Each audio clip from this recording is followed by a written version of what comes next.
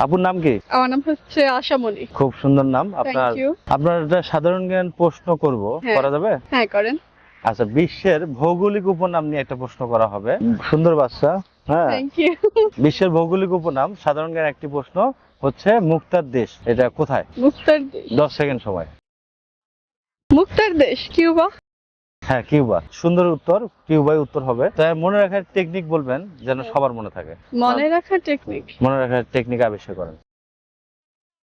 মুক্তার দেশ কিউবা মনে রাখার এটাকে।